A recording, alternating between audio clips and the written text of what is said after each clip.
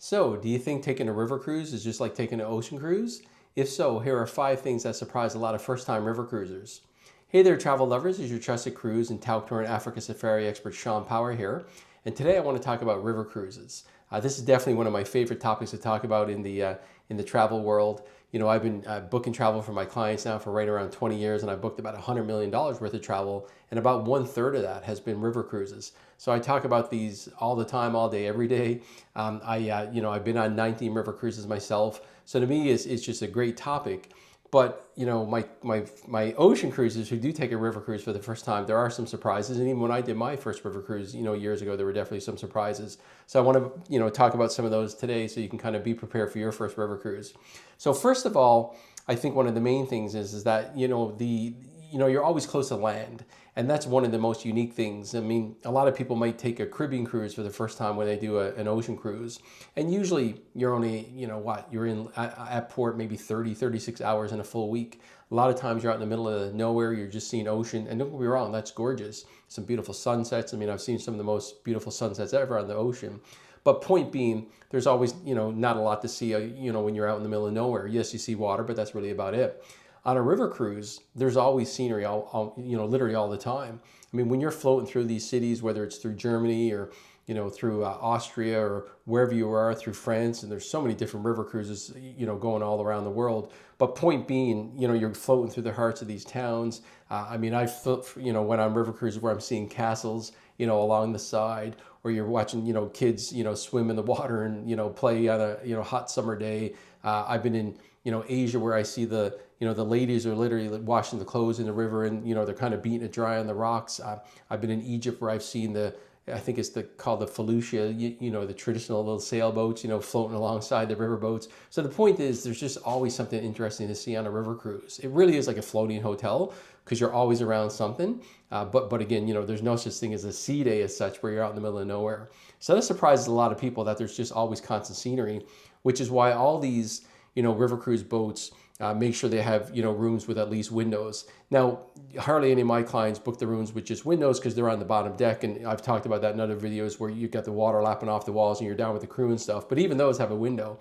Most of my clients are staying on the top deck because they want the, better views, and they want the more privacy and everything. But the point is, usually you've always got at least a French balcony where you could open the door and see outside, which is a, real highlight. And then of course, then there's a sun deck on all these river cruises, where you can, sit up there for hours and get the 360-degree view. And, I've done that many a night after dinner, and having a drink up there at the, end of the night, maybe even using my laptop doing a bit of work. But, there's scenery all over the place. So that surprises a lot of people, that you're just not out in the middle of nowhere, that there's going to be scenery all the time. So that's a real highlight. Now, a second thing that a lot of people get surprised about with river cruises is how small they are. I mean, when I say these are small, intimate boats, these are small. They're only 3 decks high at the most. Let's talk about Europe. I mean, there are some exceptions when you look at Egypt and some other areas that can be a little bit higher. But if you look at Europe, which is by far where most people do a river cruise, they're only like 3 decks high at the most, because they all got to go through, underneath the same bridges. So no one's ship is any higher than anyone else's, because again, no one can clear these bridges if they did have a higher ship. So point being, there's 3 decks, but really you use one of them.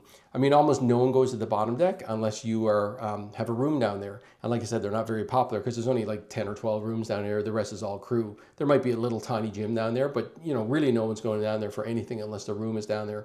The middle deck is usually just rooms. So basically everyone is just normally at the lounge, which is in the front, or at the restaurant, which is usually kind of right underneath. And then some ships will have another restaurant in the back. So like you're in like 2-3 spots at the most. This is not an ocean cruise where there's like multiple, lounges, and there's multiple restaurants, and there's nightclubs, and there's, arenas and theaters. Nothing like this at all. I mean, again, you're talking 3 decks high, very small, very intimate. But the nice part about that is number one, it's really easy to get around.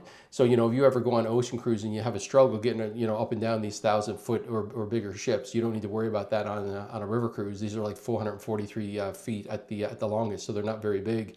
And also, the crew really gets to know you.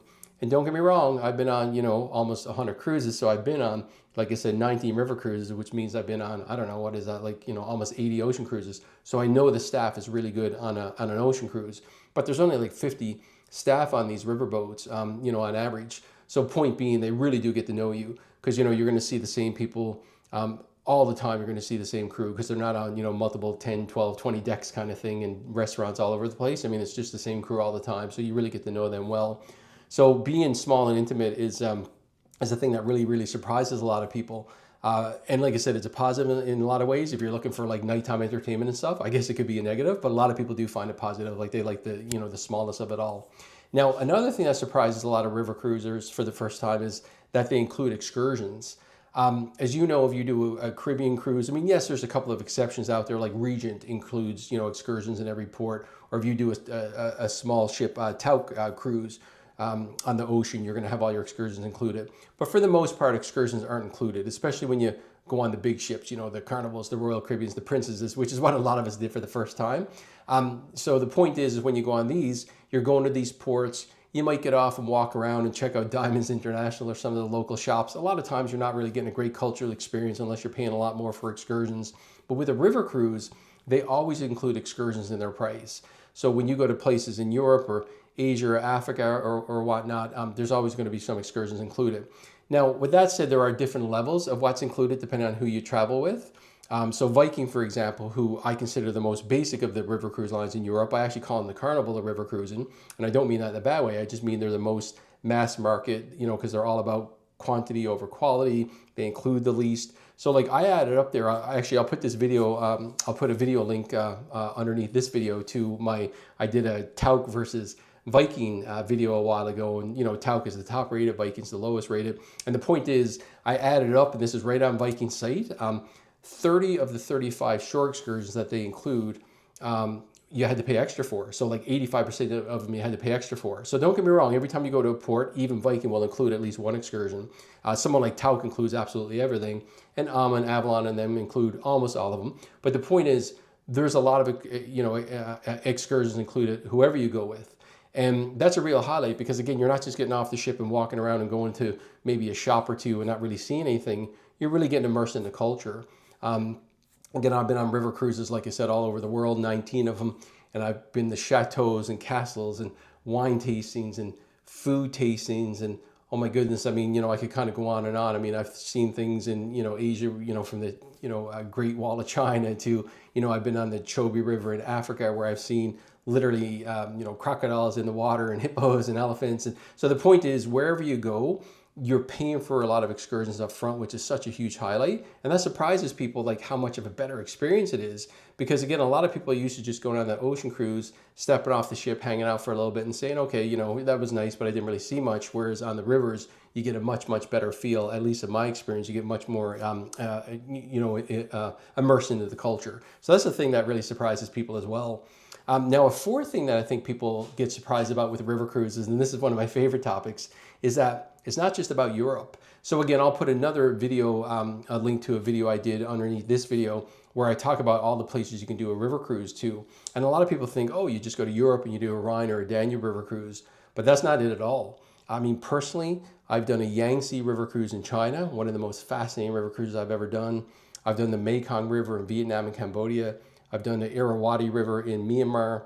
I've done the Nile River in Egypt. What else? I've done the Chobe River in Africa. And, I'm probably forgetting something off the top of my head. But the point is, there's a lot of places you can go on river cruises. There's one in India. You've got the Amazon River. Not as popular as you think it would be because there's, where these ships go, it's, you can only do a 3 or 4 day itinerary. So none of the major lines go there. But the point is, it's not just about Europe. Again, some of my favorite river cruises ever, by far, I love my Nile River cruise in Egypt. Of course, I loved Africa because not only was it a little bit of a river cruise, but there was also Africa safaris where we, went to see all the animals and everything. And then my ones in Asia were absolutely fabulous. So when you think of river cruise, don't just think Europe. Make sure you think all the other places as well, because you can go to so many, different places when you're on a river cruise, which is a, real surprise for a lot of people. And then the fifth thing that surprises people, I think, is that how busy river cruises are, how full they are. So what I mean is, like, again, let's go back to that Caribbean ocean cruise example in the beginning. You might go on a week ocean cruise out of Miami or Lauderdale, maybe 30, 36 hours in port. You're probably not even, off the whole time. So the point is, you might be off for 20 hours or so. The rest of the time you're on board, you're enjoying the ship, you're at sea, you're relaxing. It's a real kind of relaxed vacation. But a river cruise, like I said, is more like a floating hotel. And you know, when you go to a lot of cities and you stay in a hotel, you're out touring every day. And that's exactly what a river cruise is like. You know, I mean, basically, I'll give you an example. I was in Vienna about 2 months ago, and we woke up and we did a morning tour of Vienna. We went all around. It was a great little trip. We came back to the ship, had some lunch. Then there was another tour going out that afternoon to one of the, is it the Habsburg Palace? If I remember that right, one of the, you know, royal families back in the day. Absolutely amazing, you know, palace and gardens and everything. We come back, have dinner, and that night we go to a concert. I mean, that was like a morning tour, an afternoon tour, an evening tour. And I've done similar things on many river cruises over the years. Almost always you're going to have a morning tour and an afternoon tour. That's very, very common. So again, if you think you're going to go on a river cruise and just, you know, chill out and have a vacation, you can if you want. You can skip some of the tours, but again, you've already paid for them, so why would you want to? So I think a lot of people get surprised. So like I tell people, when you do a river cruise, make sure to fly in 2 or 3 days early, relax, chill out for a couple of days, get in a vacation mode, do your river cruise, and then maybe even stick around for another 2 or 3 days after, because again, these are busy trips. It's not like an ocean cruise where you're just kind of lounging on your patio and you're reading a book and enjoying the sunsets and, you know, the afternoon margaritas. You're out touring, you're out learning, which is a highlight, but it's way, way busier than a lot of people expect.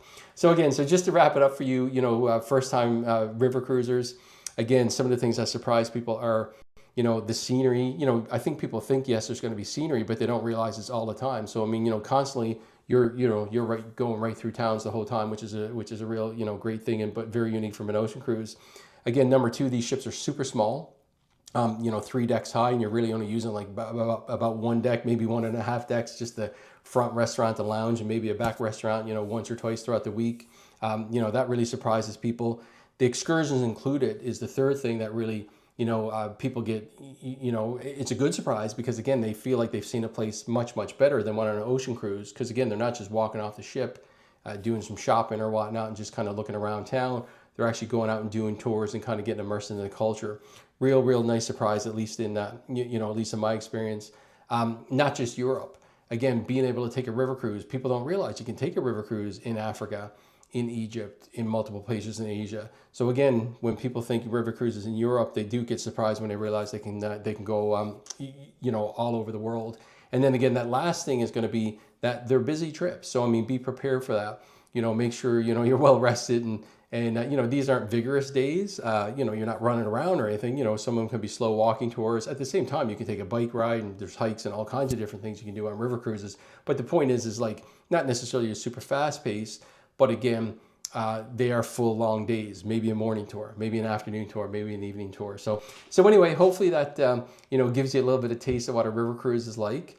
You know, any other questions, let me know. I have a lot of great videos about river cruises when it comes to, you know, the top lines versus the lower rated lines. I've got, you know, videos about what's the best deck to be on, videos about the different rooms, all the different destinations you can go. I'll put some of those underneath, and, you know, any questions at all, leave a comment underneath you know, this video, or of course go to ShawnPower.com and just shoot me an email through there. Beyond that, I hope you got some value from this video today, and I hope you get to try river cruising in the near future and enjoy them as much as I do. All right, all the best, and we'll talk to you later. Have a great day. Bye-bye.